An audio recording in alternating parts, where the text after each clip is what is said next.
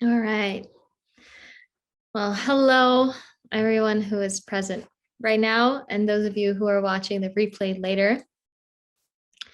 My name is Pavi. I'm really excited to have you here on this first ever Pulse Masterclass with me. And first and foremost, I have an invitation for all of us to just take a moment of silence so that we can arrive into this space more fully. So, my invitation for you, first and foremost, is either have your eyes closed or your eyes gently open. And take a moment to take a couple of really deep breaths in where you can feel it coming in through your nose, your mouth, and all the way down into your belly, your chest.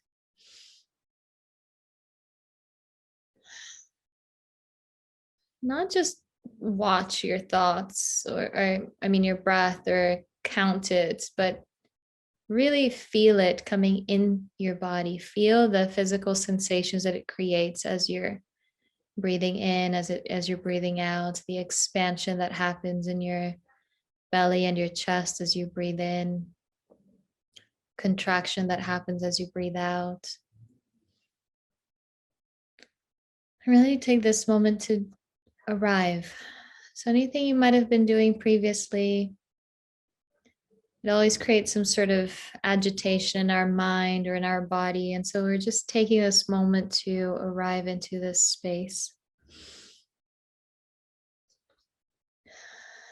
so that all or more or most of your faculties are present to really take in the information and the exercises that we'll be doing today. Take a couple of more deep breaths in once more and feel your weight on whatever it is that you're seated on. Whatever surfaces your skin is touching, just feel that contact. And take one more deep breath in, and when you're ready, just bring yourself back to the screen. All right, now we're ready to begin. So I'm going to start the screen share, and we will begin with the masterclass presentation. Also, just to let you know, this is completely new for me, and I'm really, really excited to see how this flows for all of us. So there we go. I hope you can all see the screen. Welcome to the Secret to Ditching Overwhelm. It is my mission to help you move from anxious thoughts to balanced, joy-filled life. Even if it's just one step in that direction today, one step is already big enough. So for anyone who doesn't know me, hi, I'm Pavi, Pavitra or Pavi. I've got a lot of experience when it comes to body and feelings and thoughts and patterns. It's been a lifelong journey for me that catapulted 14 years ago. And so there's been so many tools coming my way with different teachers, psychologists, therapists, all helping me find my way. And here I am offering you this masterclass, offering you Pulse with my personal commitment to guide women who are self-employed, who are professional, and are tired of feeling overwhelmed, tired of being stuck in their own loops with anxiety or procrastination, and are really ready to take the next step to meet what needs to be met and find sustainable changes, find a structure in their day-to-day life that really works for them in their own way, and sustainable changes where it's like brick by brick by brick. And when you notice you've gone this massive stride and you're far ahead in your own game and living a life that feels really balanced and genuine and good for you. So this masterclass, that being said, is definitely not for you if you wish to stay stuck in your patterns that lead to overwhelm. This masterclass and Pulse is all about working through patterns. And so if you don't have the stomach to work through them, then this masterclass definitely not for you. You're also welcome to leave. I'm not going to take it personally, but I'm just being super clear. It's also not for you if you're not open or ready to change and for growth. And also, if you still feel like pure talk therapy or coaching is what you need, this masterclass also involves body-based activities because that's where your feelings are, where your sensations are, and where a lot of the fuel of your patterns and your thoughts and your belief systems is stored. And so we're going to be going into your body as well. It is definitely for you if you wish to work smarter, not harder, which means, okay, how do we find an alignment where you get to earn an income, provide for yourself, provide for your family, have a comfortable life, but not bend your back backwards for it. Not going over your bodies or your feelings or your needs in order to be able to provide for yourself and to provide for those around you if you're living with anyone else. And it's definitely about finding this middle way between making money, showing up for the world around you, showing up for practical living, as well as feeling healthy and feeling grounded and feeling aligned with yourself inside. It's not one or the other. It's not just about showing up in life and building your work and being successful at it, whatever success means for you, or living a happy, free life from the external reality where you're just focusing on yourself. It's both and thinking. And so it's definitely for you if you are ready to step out of here, tap into the rest of your system where there's so much more knowledge and personal wisdom at your disposal to build and create a life that really works for you in your own way. So here's an introduction to what we'll do today. If that's a yes for you, if this is also what you wish for yourself, then you're welcome to drop a comment below saying if that's a me, if that's a yay, or if that's a nay. This way we can also dialogue a little bit more. It's a little bit difficult and it feels like I'm having a weird monologue here. Yay. So here's an introduction to what we'll do today. Part 1, which is going to be kind of bigger, is gaining a deeper understanding around overwhelm and what's actually going on. And then we'll go into step-by-steps for ditching overwhelm, which includes what to do with your thoughts, how to shift your life from work-centric to you-centric. So how to have you at the center of your life, because life ripples out from you, which means you need to be aligned at the middle of it. And also accessing your deeper wisdom. Also, if you have any questions throughout, just drop in the comments below and I will be really happy to respond to them as soon as I can, whilst bearing in mind to keep the flow of this masterclass going. So what is really going on? I was in a conversation with an awesome woman the other day who is deeply into her period world. She's called period, menstruation, cycles, hormones. She's quite badass at what she does. And we're having a conversation. And she said, I feel overwhelmed a lot. And so do basically all of the women I encounter in this world. It's just become this normal thing that we all experience on an ongoing basis that I'm acutely aware is not normal or healthy, but I have yet to find the actual solution. So the conversation that we had is that the coaching industry or therapy or people who try to help others with overwhelm, what they're trying to do is help them create better external systems, like using checklists or whiteboards or organizing themselves better or sleeping earlier and waking up earlier. But this is all to do with the external life, which is all great and dandy. However, overwhelm is also caused by having too many feelings and thoughts and not knowing what the heck to do about it all. And so if the internal world isn't addressed, there's only so much you can do with fixing the external world that is actually going to make a whole system change, like your like you're in search of, like any of us is in search of. And so many of us have this daily experience of around routine, for example, where it is scheduled around work. Or even if you do exercise once in a while and you take care of your health, for example, the routine is still around work.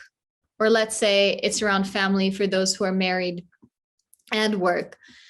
But there seems to be always a missing component, which is, what about having a routine around your own needs? If you're at the center of your life, because it is your life, and there are your thoughts and your feelings and your needs and your bodies, and then you've got the family around you and then work around you or a partner or friends. If your mental or emotional or physical health crashes, then you won't be able to meet your family or your friends or show up to make the money that you need to make. It's quite logical that you need to be in alignment first in order for the other areas of your life to blossom into fruition. So having a routine that's centered around you, as opposed to one that is scheduled around work. Productivity, for example, that's a huge one where our worth is based on how much we produce. So if you don't finish the checklist by the end of the day, you feel like shit. And then you feel like you're not good enough. And then that kind of catapults into a whirl of procrastination where you also don't feel like good enough. So like, why should I work? And then you go into binge eating or binging on Netflix or binging on social media or just distracting yourself. And then you feel even worse. And it's a huge, huge misunderstanding. Because procrastination is also showing you that there's a lot of feelings that need to be met, thoughts that need to be met. And so when procrastination kicks in, it's actually more of a cry for help than the problem, because it's saying, hey, there's something that's out of alignment. Hey, that's something that's out of alignment, and I need to distract myself to be able to handle it. But then the issue with productivity comes in and self-worth, and so it jumbles to this huge mess. And boundaries, another biggie. Bending backwards over work, right? Then work a shit ton and then get super stressed, or your body breaks down and then you can't work anymore. But boundaries also have to do with, okay, there are feelings coming up and you don't know what to do about them. And so you push them aside and then you go over yourself in order to be able to show up for work or show up for other people without meeting yourself. There's both and happening. You're bending over backwards for work because you want to be productive and you want to have an income to provide for you for a comfortable life or a successful life. And at the same time, there are feelings that need to be met and you don't want to meet them and you know what to do about them because we've never been taught. And then you also hide yourself in work or something else and don't respect your boundaries or your need for attention. Procrastination is a cry for help. Yep. There you go. Okay. So here's one very interesting fact about people who are curious about polls is that you're smart. That's how it is. You're smart. You have the answers to life. You know why you're stuck in your patterns. You know what your patterns are. And you know it's possible to work smarter, not harder, and have that beautiful balanced life. You might even know what it is that you need to do. Maybe stop binging or stop procrastinating or waking up earlier. Like you even know what other people told you would be the good thing. And it sounds intellectually understandable. And so, okay, maybe that would be the right way, but there's an inability in you to make these changes you search for. Because even when you try them, you kind of just keep falling down into the same whirl. Then overwhelm kicks in and so many people are overwhelmed. And so it feels like it's a normal thing because so many people is overwhelmed, but it's absolutely not natural. So you've got the intellectual understanding, and what's missing here is the emotional feeling understanding. Emotional feeling catching up to the intellectual understanding. And so if we summarize everything about what's actually going on, is we all have an inherent knowing of how to organize ourselves and flow with work. And it's different for each one. There's no one way fits all. For some people, it's waking up early. For some people, it's waking up in the middle of the day. For some people, it is working 12-hour days for 3 days straight and then not working for 4 days straight. For other people, it's working 6, 7, 8-hour days for 5 days a week and then not working for 2 days. It's different. We each function differently. So there's no possible way that anyone can tell you how to do your life. But how to figure out how to do your life is by tapping into your own inherent knowing. Except it's boggled down by thoughts and feelings. So you've got your inherent knowing here, then you have a whole bunch of thoughts and feelings over here that you have no idea what the heck to do about. And then it keeps clogging your way to listening to this and to how to do things your way, right? And then we have our Western world of psychology and counseling and therapy, which explains to us everything that's going on in our thoughts and our feelings and why it started this way and what's going on and what you should do, except they don't actually teach you what the heck to do with your thoughts and your feelings. So you have this big brain that understands everything, but then you're still clogged in your pattern without being able to break out of the wheel. And so actual change to these patterns doesn't happen. And then you also get those coaches and NLPs who are switching you out of negative thinking into positive thinking. And for some that works, thankfully. And then there are others where that doesn't work because your negative thinking keeps coming back, your patterns keep coming back. And then you need a whole lot of energy to be able to keep all of that at bay and change it into positive thinking. And so it gets tiring. And then some people feel like, what the hell is wrong with me? I'm not good enough. Why am I not able to just switch into positive thinking and make it work like everyone else? So it's just a huge drama, a huge mix that keeps going on where you just keep tumbling down. So this is what's actually going on around overwhelm. You see that it's a way bigger challenge and picture than simply learning how to organize yourself better or sleep at a better time or wake up at a better time.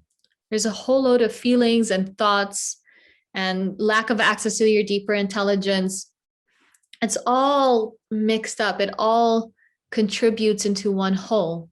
And that's what's actually going on around overwhelm, the deeper aspect of what's going on. Right. Okay. So now let's get you to the important part, my favorite part. Now we get to do some practice. Well, actually, before we get there, if anyone has any questions about what I've just shared below, any further questions or doubts, just drop them below in the chat box so that I can answer before we move forward, because then we're going to go into some exercises here. And if anyone is watching this replay and still has questions, just also email it back to me and I'd be happy to get back to you.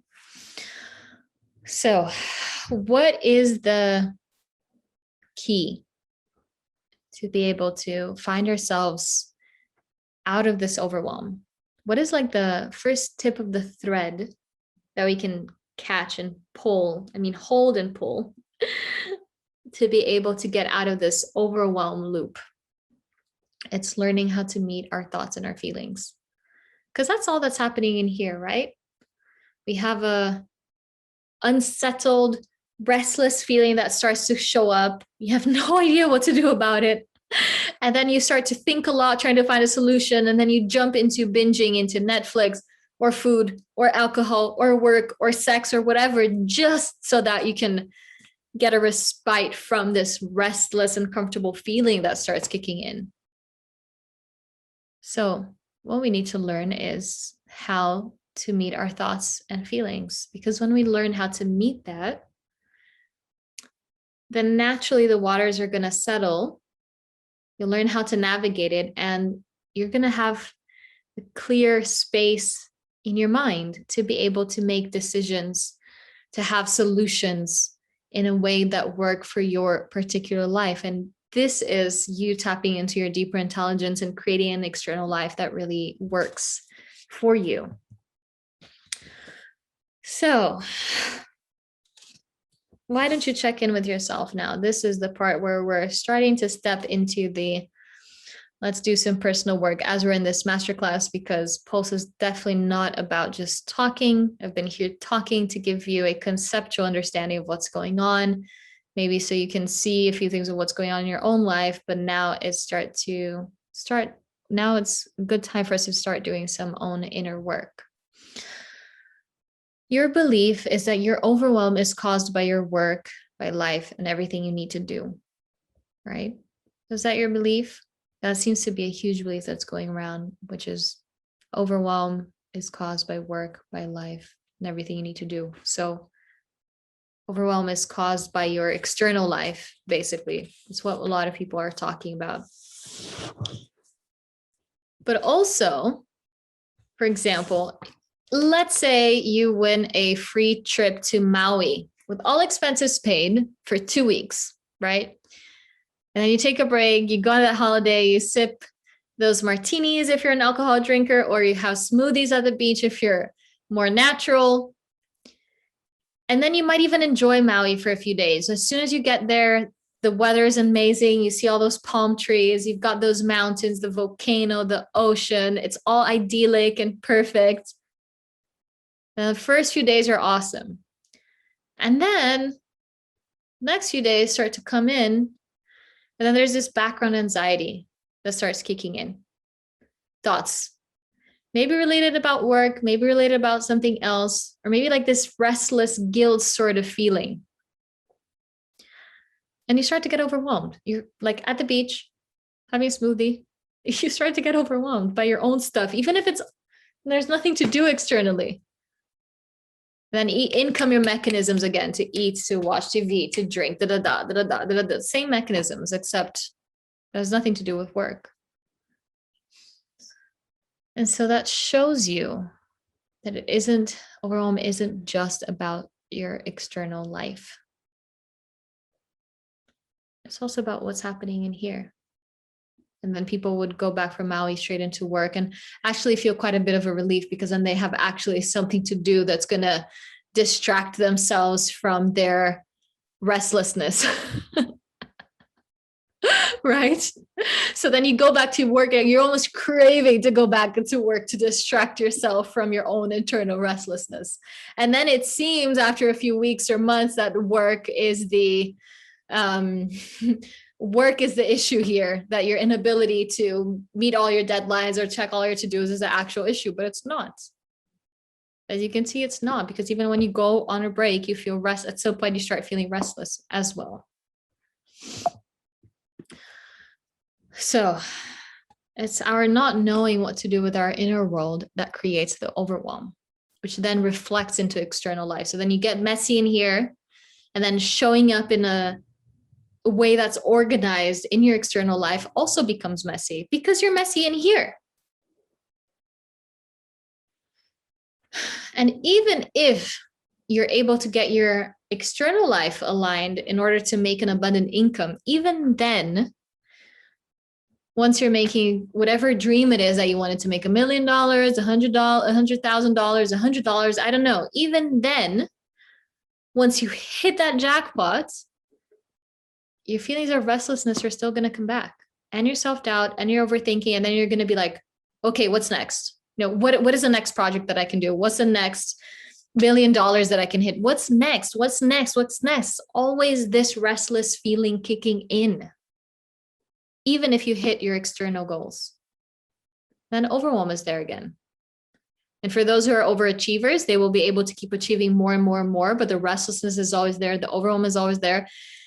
And for those whose restlessness and overwhelm is way too big, they will start feeling behind because they aren't able to achieve what they wish they were achieving. Common element: overwhelm, internal restlessness. It's a common element that's going on here. So Now, let's get into the good stuff. Again, if you have any questions about this entire conversation or more of a monologue like it feels like, please drop them below.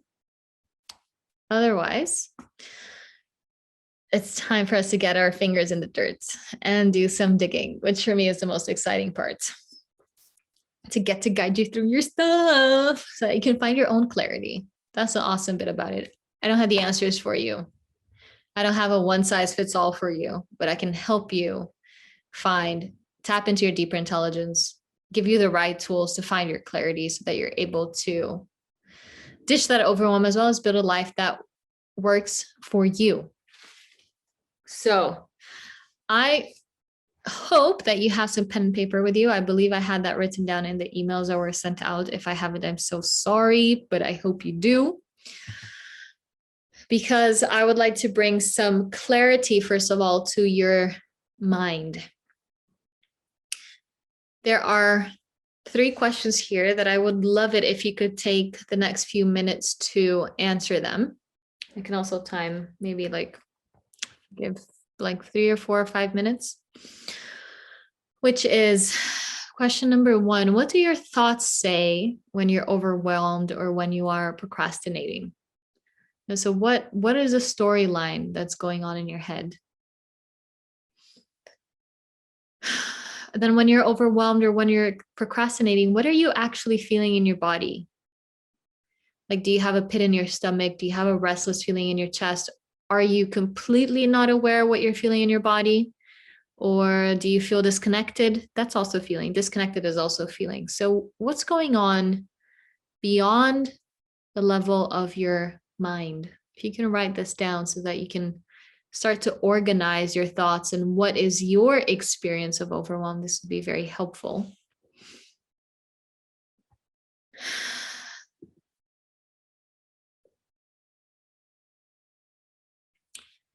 As well as the third question, when you feel overwhelmed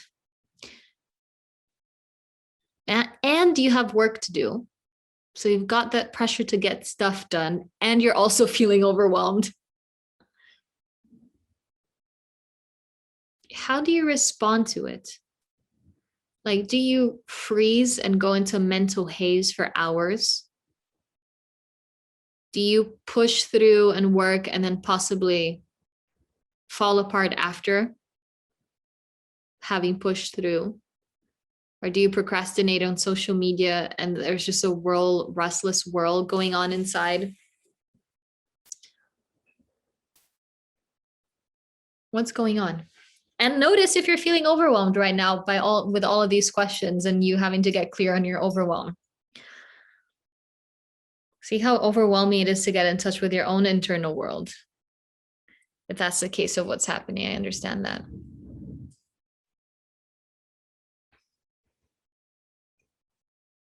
And if you're starting to feel a little bit overwhelmed, please take a couple of deep breaths in. Don't just go over your feelings for the sake of doing this exercise, which is what you might be usually doing in your day-to-day life.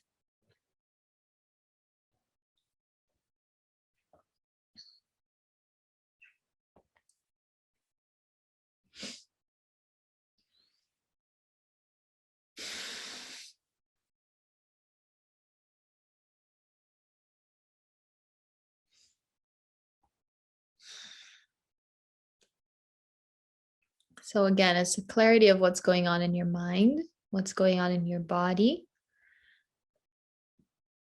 and what do you actually do when overwhelm and procrastination kicks in and you have work to do?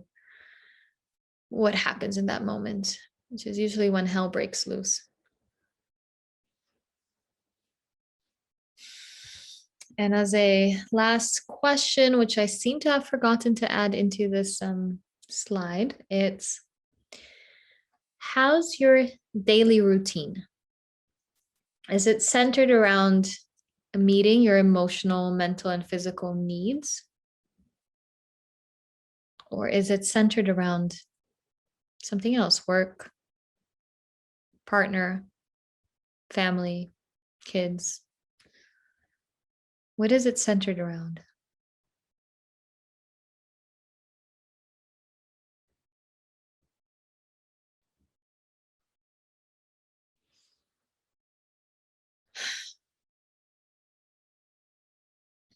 And in fact, are you even aware of your physical, emotional, mental needs in your day-to-day life? Or is it just one huge blur? Or you're aware, but you're not sure what to do about them? It's part of it as well. So those who are on the call, let me know once you're ready for me to move forward.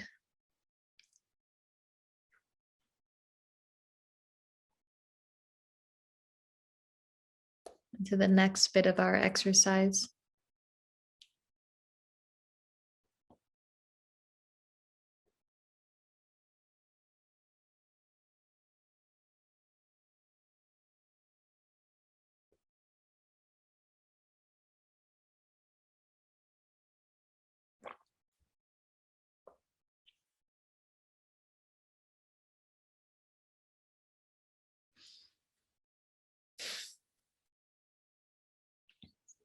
And then I have a suggestion here.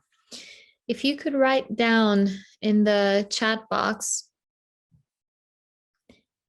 what are the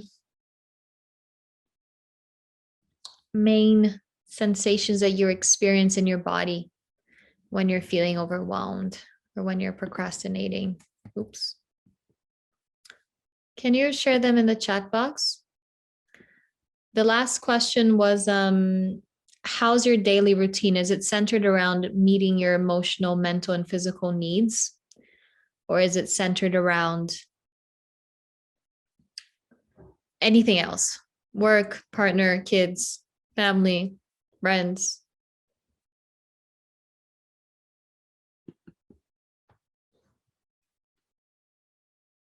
Yeah. And then when you're ready with your answers, please share with me in the chat box what were the sensations. Basically, what's the answer to number 2? Like what do you notice in your body? What comes up in your body when you're feeling overwhelmed or procrastinating? What are the sensations that come up? And we'll go from here for the next bit of the exercise.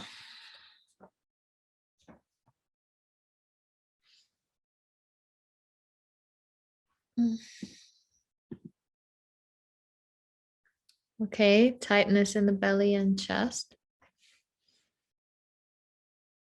And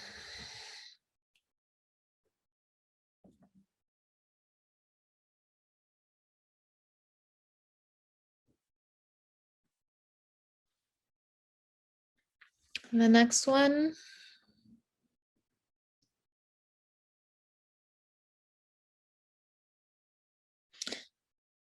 Like a chaos sensation in my body, busyness, agitated. This is a lot. Okay.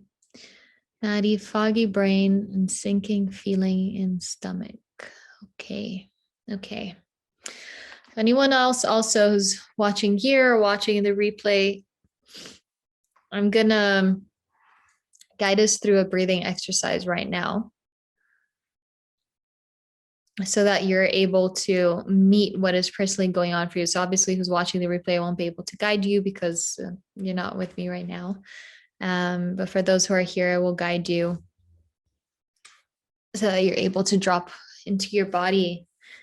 See if you can drop a little bit deeper. So first and foremost, okay, I see that. I see the more answers pouring in. First and foremost, either find yourself a comfortable seated position, maybe even bending, like touching your back against a wall or a chair or a couch, like in a way where you're able to sit comfortably with your spine straight and but also in a resting position. And first bring your attention to your breath, breathing in through your nose And feel your body, feel that breathing coming in and out. And just like we did at the beginning, feel the contact between the surface of your skin and whatever it is that it's touching in your back, underneath your bum, anything that it's touching. Take those deep breaths in again, very consciously. Just do it for the sake of breathing and feeling, like as if there's nothing more important that needs to be done.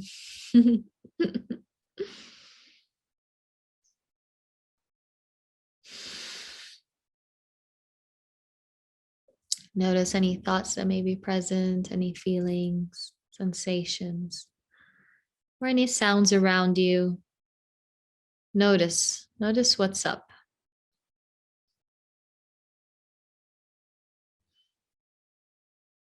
And then I'm gonna guide you through a mouth breathing called it's a Reichian breath work to help you sink in a little bit more deeply into your body. And so this breathing might make your mouth feel a bit dry, or your throat. It might be a little bit uncomfortable because we're not used to it, and that's totally okay. Just take it as part of the exercise.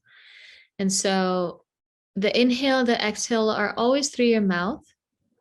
And when you inhale slowly, you fill up your belly, then you fill up your chest, and then you exhale.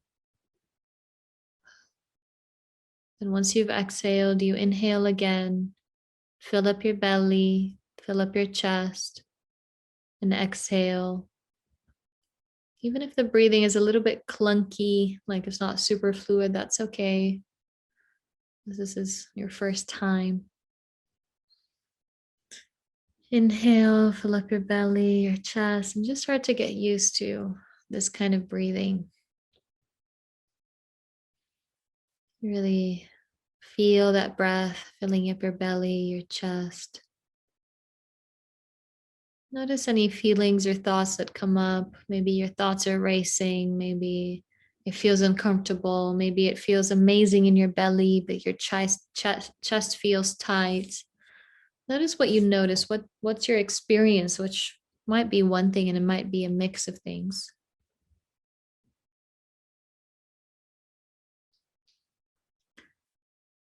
Inhale through your mouth, fill up your belly, your chest. Exhale. If yawns come through, that's totally okay. You're just oxygenating your body. Inhale, belly, breath, exhale. You see, it's quite simple. It's quite slow, soothing, no pushing. You're just accompanying at a rhythm that feels good for yourself.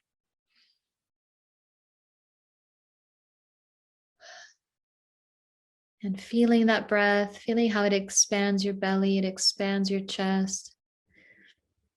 Keep noticing if any thoughts come up, if there are any feelings present. If you feel any discomfort in your body, make sure to shift it a little bit so you can feel yourself more comfortable. It's okay. Always choose comfort in this exercise.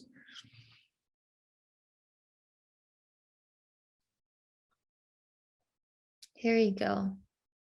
Just start settling in as you are. And then for those of you who shared your experience here in the chat box, Klee, for example, take yourself back to moments when you felt overwhelmed and you had that tightness in your belly, your chest, this agitation that you feel everywhere. Like you just can't sit still. You can't and you don't want to sit still because it's just like, ugh, it's just way too much. So if the agitation is stronger, maybe give yourself some shaking. to help you with that until you can settle into just breathing and feeling. And if you have that tightness in your belly and your chest, breathe into that tightness really softly. Don't push that tightness. Just feel that tightness. Feel the constriction. And natty, this sinking feeling in your stomach. Bring yourself the attention of when you were last feeling overwhelmed and you had that sinking feeling in your stomach.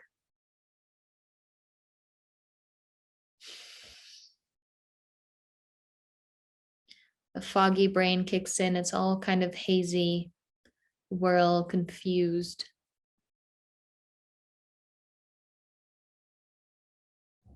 You keep breathing, feel your breath. Remember the most recent moment when you felt overwhelmed and the sensation that came in, what happened in your body, possibly what happened in your mind, like the fogginess. And just breathe, soften into it.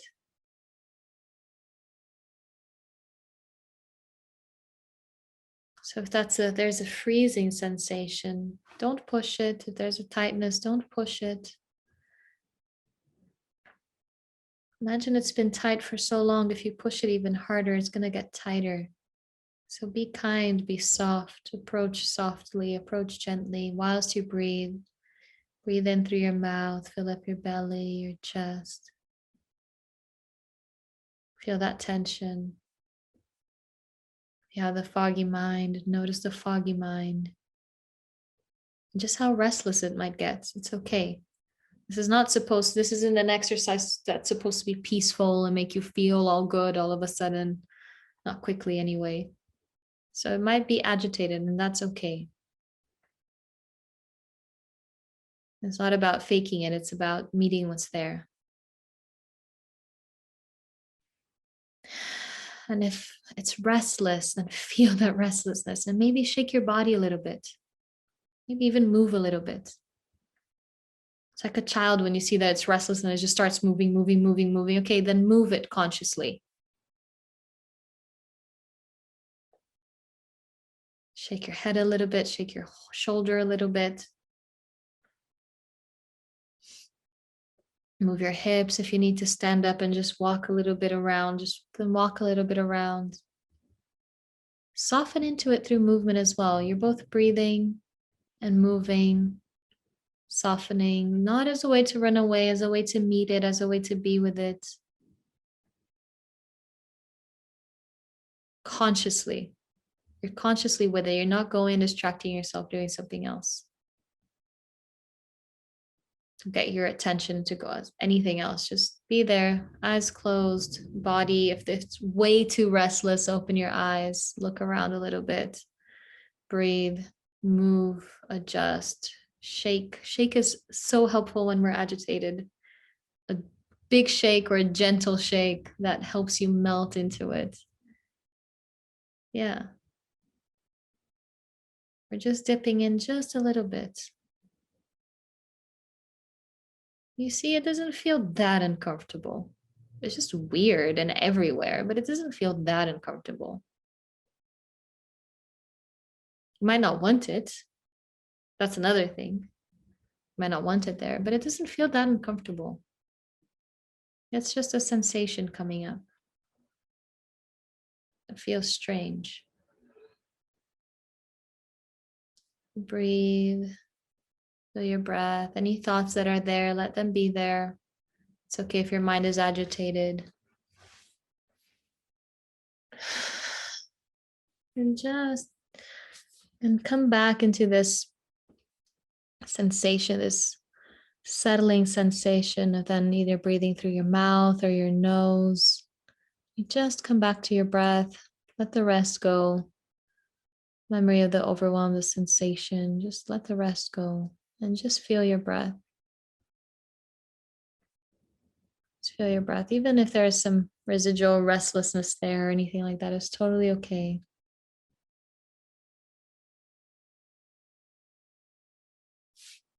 Just feel your breath.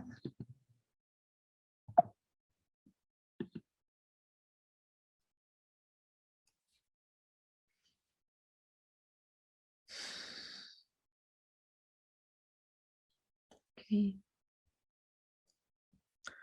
And just take a moment as you're breathing and ask yourself a question of, what is one shift that you can make in your daily life that feels really sustainable, that could really support you? One shift that's manageable. Maybe if that restlessness shows up, you don't know what to do about it, maybe you can choose to breathe or go for a walk. Maybe you can have a conversation with yourself. Maybe you can let someone know, feeling restless, and you just hang around with that person for a moment.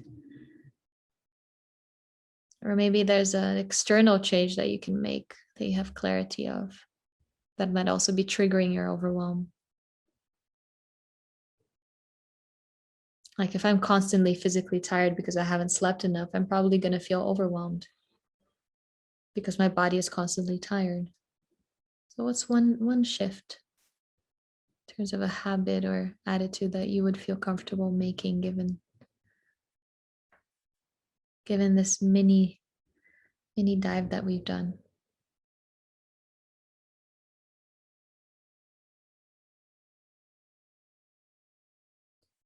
As well as just notice during this mini dive, what was the most challenging for you and what was the most freeing for you? Where does your struggle lie when the sensations come up? Is it challenging to be with them? Do you have judgments? Is it just way too much and you just want to go away? Did it feel good, relieving? Was it a mix of both? Let's have a moment to have a look at your experience exactly as it was, because whatever struggles you had, probably what happens in your day-to-day life at a deeper level before the procrastination kicks in or before anything else kicks in.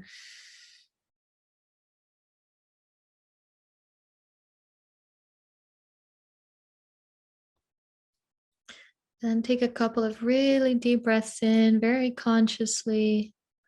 Move your body a little bit.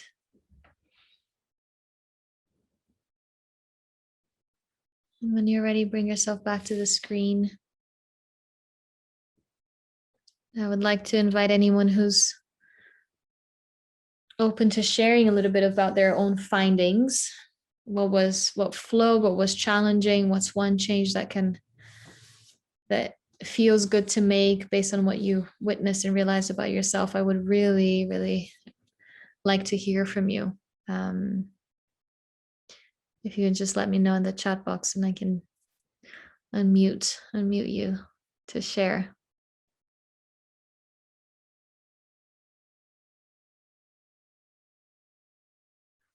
Anyone? Okay. There we go. I asked to, there you go. I can't see myself. That felt really good. I think just the act of breathing through my mouth is a different feeling for me. Yes. But I could really feel like the breath filling up my stomach and then my chest in that order separately, which is cool. I like that. And then I noticed like tightness in my neck and shoulders, and it felt really good to just like move through the tightness. And I stood up and like kind of shook out my legs and moved my shoulders and head and loosened my jaw because I tend to clench when I'm stressed. So yeah, that felt good. And I making a commitment to a mindful breathing exercise when I feel overwhelmed, or maybe just even every day as preventative measure. Yeah. If just, you could, yeah, if you could use it as a preventive measure as opposed to just a medicine when. right. Not only when I feel overwhelmed, but just, Right. well, as a routine. Because the overwhelm kicks in when you already have a whole chunk of feelings and thoughts that have been building up, right? Yeah. So that's when overwhelm kicks in. So there's already been signs before overwhelm kicks in that there's been a buildup. And so learning also how to recognize those signs, whatever feelings come up, whatever sensations or thoughts that you kind of keep dribbling, trying to push it away. The more you do that, at some point, the overwhelm is going to kick in and burst. And for other people, it becomes then overwhelm, burst, and then it becomes a burnout. It just keeps going, it keeps escalating, right? Until some sort of something physical that's harder on the body kicks in, some sort of illness or something happens. So there's little signals. And then if you do this practice every day which doesn't necessarily need to be about breathing, it can be any amount of time that you create for yourself where you're really meeting your feelings. It's one thing to go for a run. It pumps up your body. It's amazing. It releases endorphins. There's a lot of stuff. It's amazing. And that's for your physical body. And then it might even help you mentally because it slows down your thoughts, but you still have your feelings going on. So having some sort of practice to meet your feelings is as essential as some sort of practice to exercise your body. Yeah. Right. And that literally happened to me yesterday. I was feeling really stressed and I went for a run and I was running like, oh, I still don't feel good. It's just like still so upset and emotional. And I mean, it felt good to move, but yeah, obviously. all of this was still there. And I was like trying to run it off, but it wasn't going away. Obviously. And so, yes, take care of your body. Do what needs to be done. Do it. Yes, it's also helpful to have your health in check and your hormones regulated, et cetera, et cetera. And then there are your feelings. And notice, like when you were breathing and then when you started to move, was it that bad feeling, the feelings and sensations that came up? Did it feel that bad? Yeah, it felt bad. And I mean, then, I was just in a really bad place yesterday. no, right. But now, for example, Oh, during this today. exercise. Oh, yeah, no. I mean, to be fair, I feel better today to begin with, but Right. when I tried to like go back to those feelings, it Yeah. wasn't as bad. Yeah. And so the mind makes up this thing where like it looks pretty bad. It feels pretty bad, or it's just scary just because it's just so much and we haven't learned how to do it. We haven't learned how to soften and to drop into feeling and breathing. But then when you actually start, it's not that bad. It might be uncomfortable. You might wish that you didn't need to do this or this wasn't happening. Okay. Okay. But it doesn't feel that bad. Your mind might be telling you stories about it, but it doesn't feel that bad. It's okay. Like you can learn how to go through it. Right. It's just a learning piece. Like we haven't learned it. And so it feels scary. It feels like a big thing. And so we distract ourselves just because we haven't learned it. That's it. And so then, given your clarity about giving yourself some time to breathe as a remedy every day and not just as a medicine when the overwhelm kicks in, that would be amazing.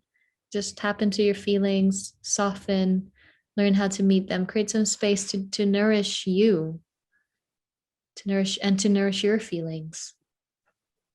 Some breathing space, literally. Literally. Which you see is different than just doing yoga or going for a run or something. If you use those as activities to also help you feel, that's different, right? Mm-hmm. So like you could have gone for that run and instead of, oh my God, I need to get better. Why am I not feeling better? Why am I not feeling better? And you're just like running and you're not feeling better. How about I'm going for a run and I'm going to breathe into all of these feelings as I'm running. It might work. For some people, it might work when they have a lot of energy. And for some, it might not. It might be way too much. and they just need to have a still body as opposed to a moving body. But then you're using that activity for the sake of feeling what's actually going on, for the sake of meeting what's actually going on. Instead of running away from my problems, literally. Or instead of doing it for the sake of getting better, I need to get better. Why am I not getting better? Why am I not getting better? How do I get better? How do I get better?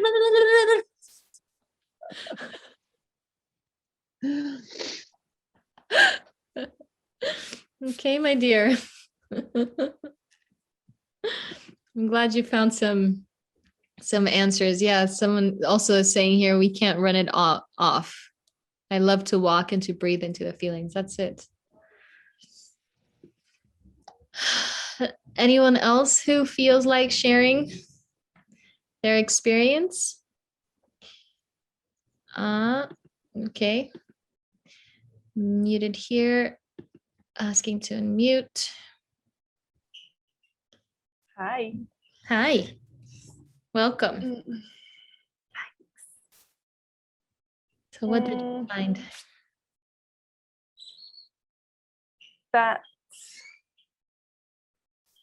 I've had this, it's just a constant feeling in my chest. Like it's just constant.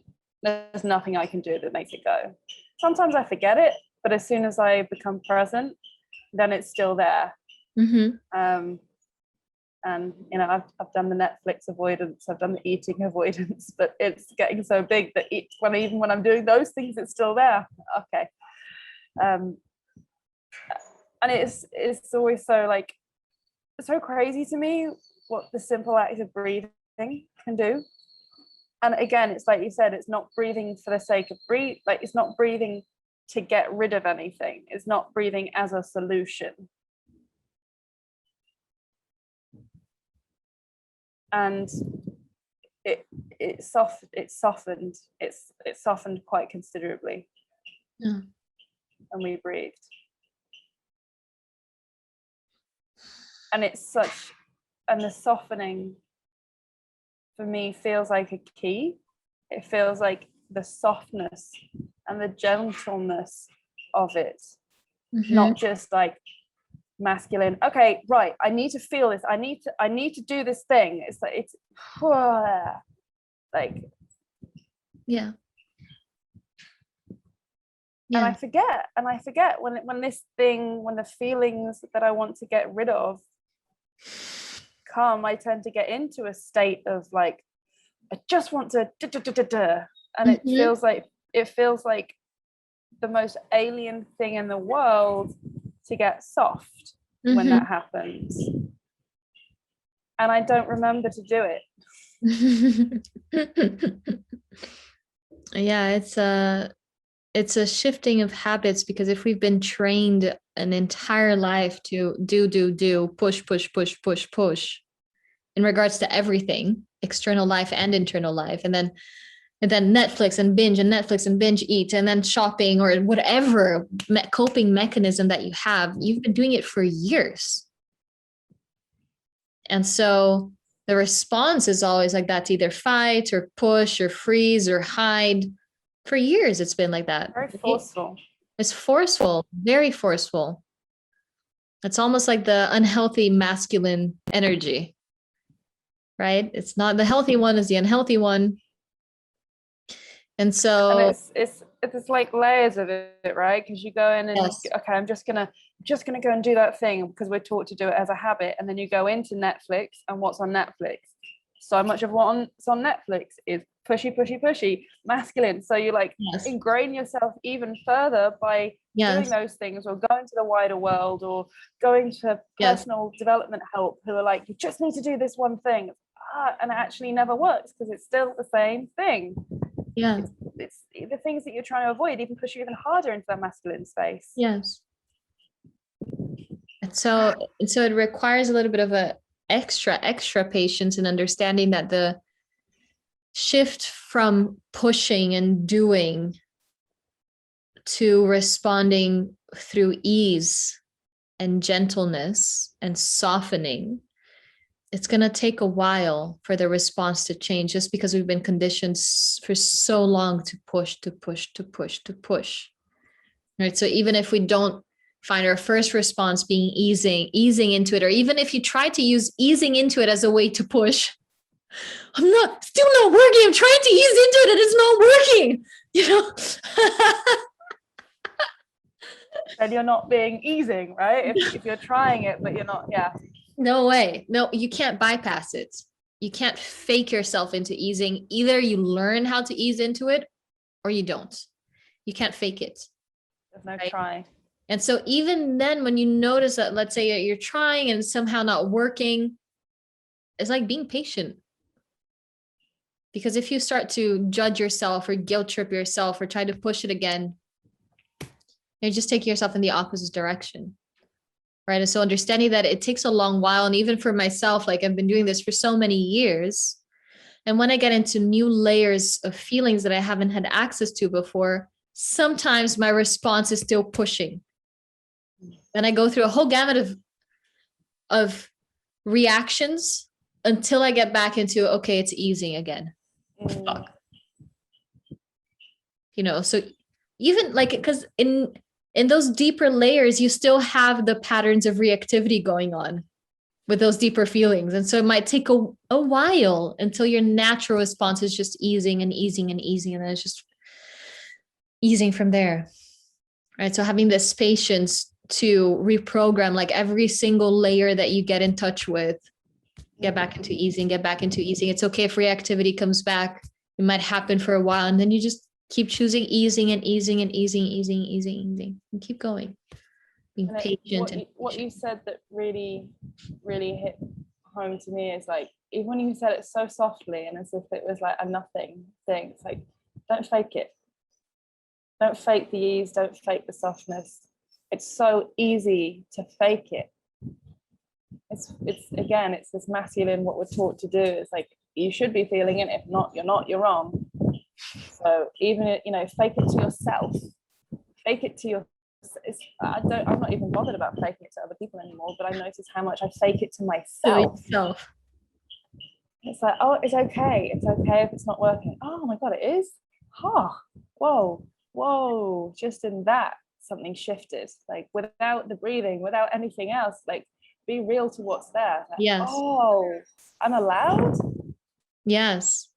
The breathing is a conduit to help you feel, to help you amplify what's going on in your thoughts and your reactivity and things like that. But then at some point in the game, breathing isn't even needed anymore because it's really about a shift in just softening here in your mind, softening the approach in your mind instead of struggling and fighting and I don't want to and da-da-da is going on here. That reflects into the body. Once you notice how to shift out of the struggling and the fighting that's going on in your mind, then it softens in the body as well. So the breathing is a conduit to help you ground and feel and things like that. It's just as a way to help people to get out of their mind, to learn how to soften through the body, which is something more tangible than learning how to soften through the mind. That's a little bit more intangible and harder because there's a lot of games going on in the mind. Right. And yes, you will notice, like you might be faking it to yourself and not noticing it. Like you might be caught up in it for a while, but the feeling of not feeling good is going to be there and it's going to show you, nope, you're still not easing into yourself. You're still faking it. You're still faking it. You're still faking it. Like the sign is always going to be there. Even if you're fooling yourself up here for a while, the restlessness is going to stay there.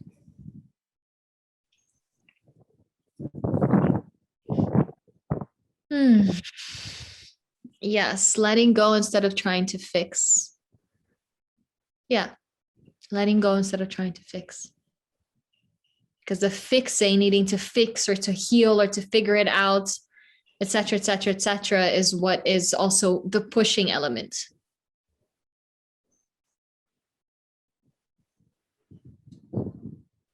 It comes from that same place. Because obviously it's painful or it doesn't feel good and all you want to do is get out of it, right? And so you try to fix it. But then you go back into your mind to be able to fix it. And then it becomes another war, another fight.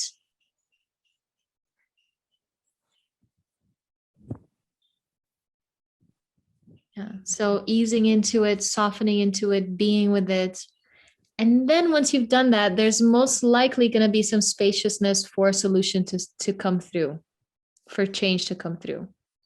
But not because you wanted to fix it, just because it happened in that way. So, my dears, moving onwards, I'm so glad you found your own insights and your own answers. And we just dipped in quite a little bit, and you already found some insights and some answers. I'm really happy to hear that. I'm gonna mute you, my dear, so we don't have feedback in the sound. Okay. All right. So, well, we've gone through this. Well, one thing it is about procrastination, which is procrastination kicks in when you've got feelings and thoughts and there's a whirl happening, right? And then you start procrastinating to be able to slow that down, to slow down what's happening inside. And so, would you have any ideas on how to procrastinate the right way, given that procrastination is a symptom that's telling you that there's a whirl of thoughts and feelings going on inside? I'd like to bring in the concept of procrastinating the right way. When we're procrastinating, we're not accomplishing anything, right? And we've come in a society where we need to accomplish everything all the time. And that's where we get our sense of value from. All right. So how about making time to procrastinate? Like schedule it in. Make time to scroll on social media. Make time to binge on Netflix. And or make time to meet your feelings. Like you said, creating breathing space every day. None of these you're accomplishing anything externally anyway. The meeting your feelings, you're accomplishing something in the intangible way because you're softening into yourself, etc., etc. Right? But you're still not accomplishing, not being productive from a masculine point of view of getting stuff done and making money and whatever. But you'll notice that when you actually create space to procrastinate, be it through meeting your feelings, just enjoying life, or getting distracted in social media or television or something,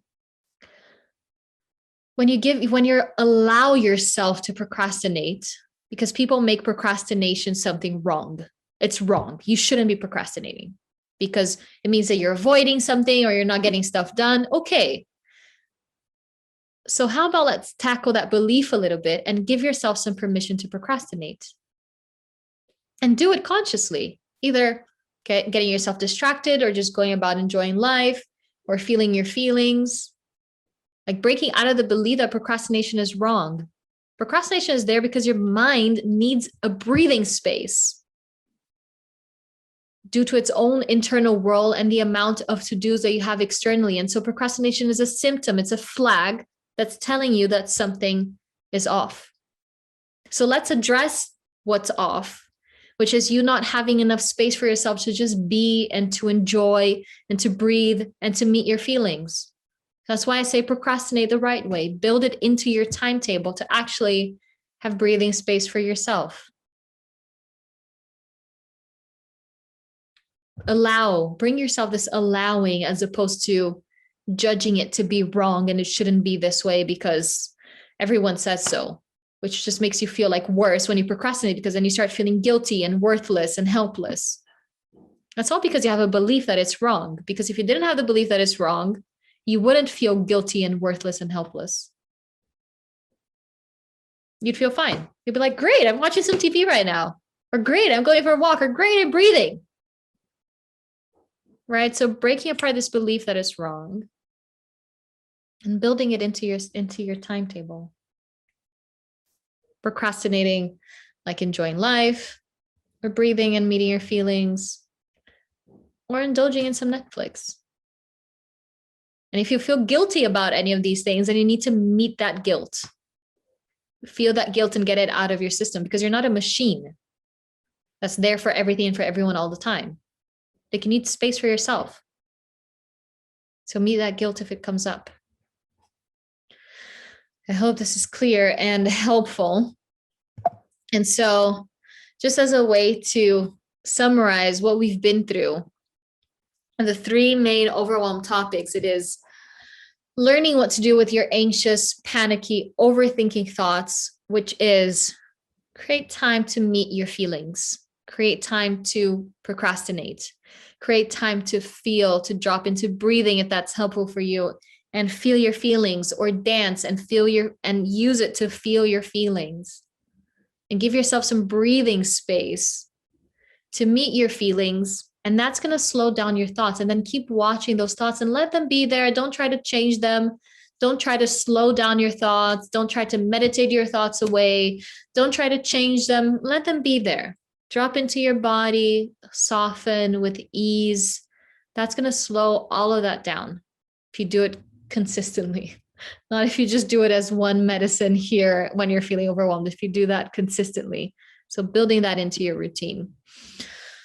And then shifting your life from being work-centric or whatever it is that it's centered around into you-centric, which is build, again, this procrastination thing, procrastinating the right way, building elements into your routine where it's based on what your needs are, what you're feeling, what's going on, right? So timetable is around your needs, and then work comes second, because if you don't meet your needs, you're going to break down mentally, emotionally, or physically, and then you won't be able to work anyhow.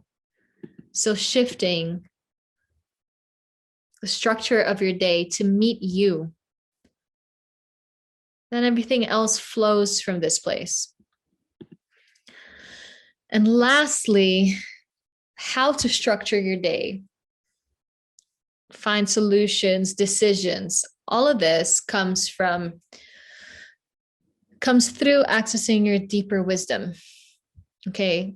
As I mentioned, there's no one size fits all. It's not about everyone waking up earlier and sleeping earlier or going for jogs every day or breathing 10 hours a day.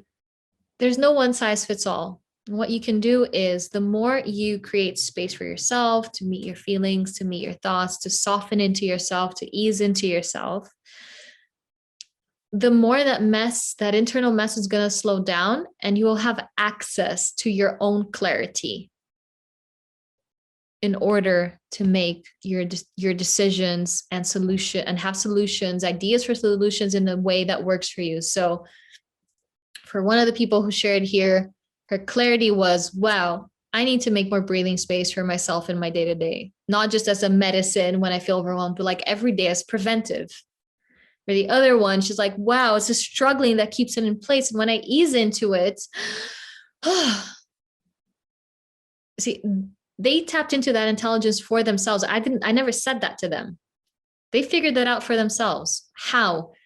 By dropping into their body, feeling their feelings, meeting their thoughts, and then clarity kicks in, because you have space to have that clarity. And once you have that clarity, no one can take it away from you, because it's yours. It's yours. And then it makes it easier to make shifts, because no one taught you as a right or a wrong. You learned it for yourself as something that makes sense, not as a right or a wrong, just something that makes sense and feels good.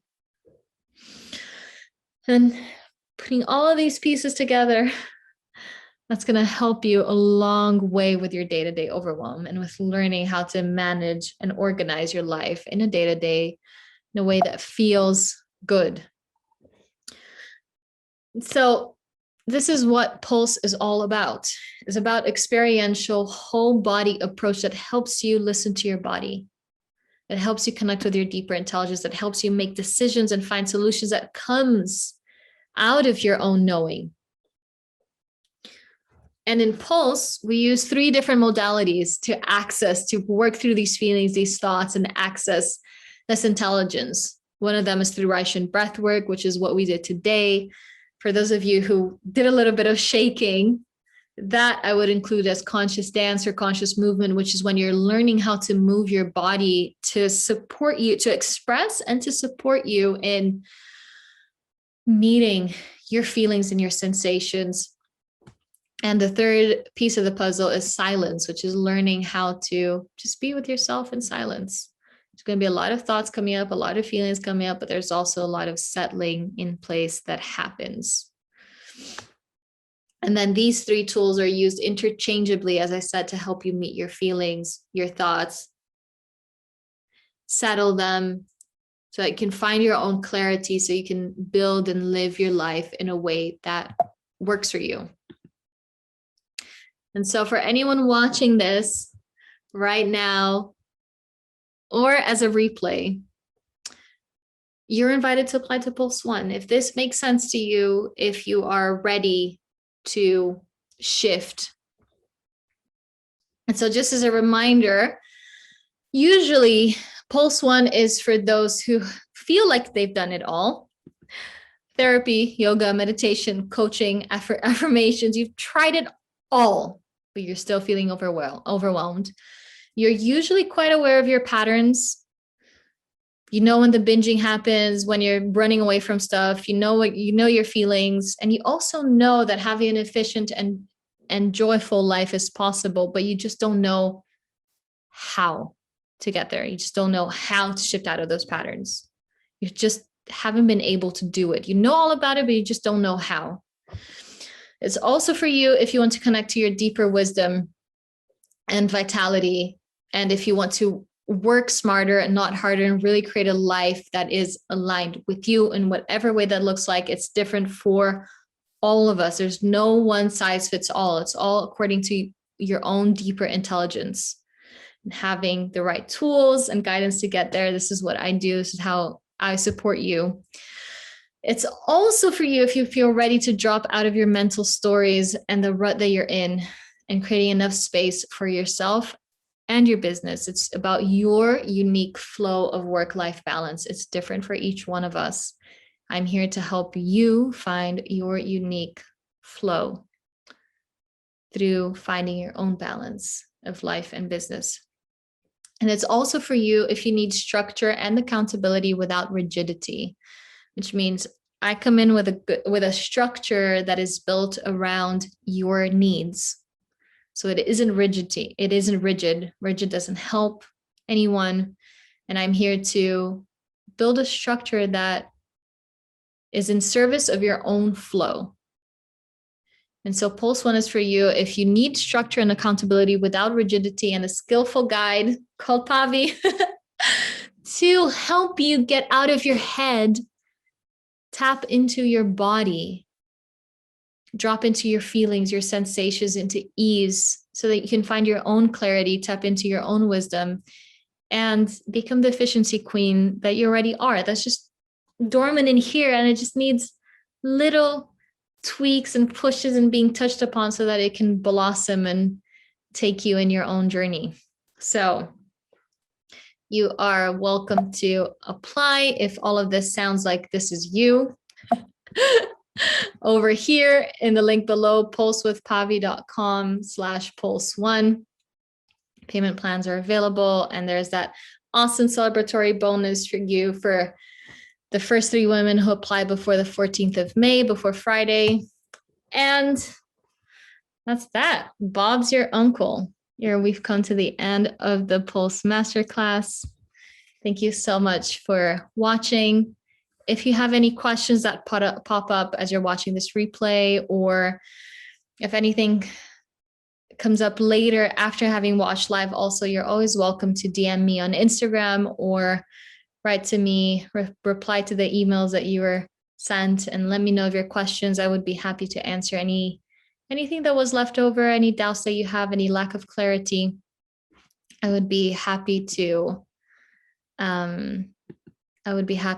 answer any questions you may have. And also, if you would like to share anything that comes up about what resonated for you and how you're feeling with these steps that you figured out today, I would absolutely love to know more about how you implement them, what's working, what isn't working.